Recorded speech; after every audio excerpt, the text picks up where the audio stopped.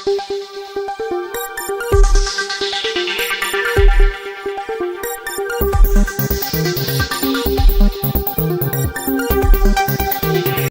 पात्रामध्ये राक्षसी क्षेत्र राक्षस भवन या ठिकाणी आम्ही सगळेजण त्या ठिकाणी जाऊन करणार आहोत. पालकमंत्री म्हणून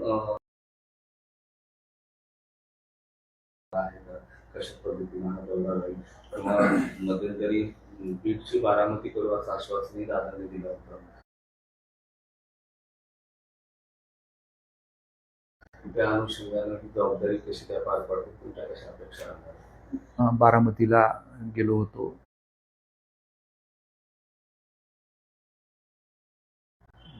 अतिशय दुःखद अशा ह्याच्यातनं जात आहेत.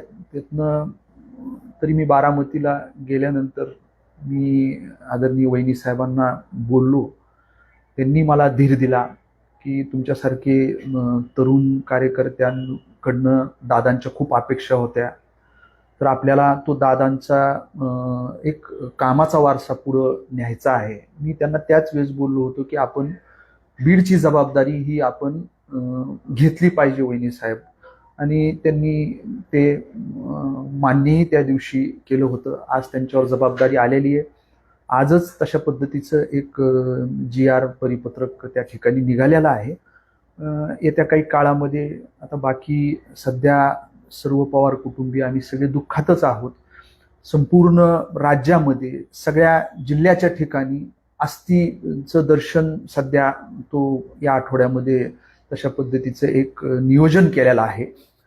येणाऱ्या लवकरच वहिनी साहेबांचा दौरा पालकमंत्री म्हणून बीड जिल्ह्यामध्ये निश्चितपणानं होईल.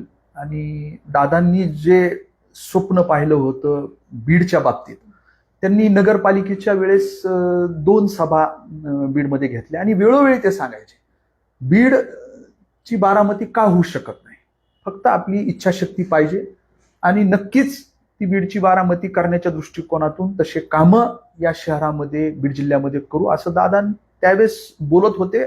दादांनी विश्वास बीडकरांना दिलेला, नक्कीच दादांनी दिलेला विश्वास तो सार्थकी लावण्याचं, ते पूर्णत्वाकडे नेण्याचं, बीडची बारामती करण्याच्या संदर्भात वहिनी साहेबांच्या नेतृत्वाखाली नक्कीच आम्ही त्या ठिकाणी करू. शेवटी जे काही आहे अजितदादांचं नाव, सुनेत्राताई अजितदादा पवार हे त्यांच्या पाठीमागे लागतंय आणि हेच काम करण्यासाठी आम्हाला सगळ्याला ऊर्जा आहे.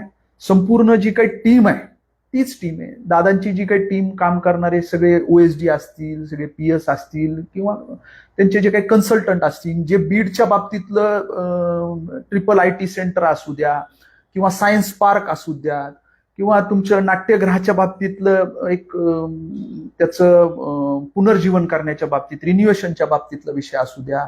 दादांचं खूप सारखं म्हणायचे दादा की हा जो काही जालना रोड आहे हा बीडमध्ये शहरामध्ये एंट्री करत असताना महालक्ष्मी चौकापासून ते थेट आपल्या शिवछत्रपतींच्या तुमच्या पुतळ्यापर्यंत हा अतिशय चांगल्या पद्धतीचा रोड हा झाला पाहिजे. दुभाजक चांगले असले पाहिजेत आणि त्याचं ब्युटिफिकेशन करायचंय, चांगला तो रोड करायचा आहे महालक्ष्मी चौकापासून ते शिवछत्रपतीच्या पुतळ्यापर्यंत. तर या सगळ्या गोष्टी जे काय आहे निश्चितपणानं आम्ही याचा पाठपुरावा करू आणि पूर्णत्वाकडे नेऊ.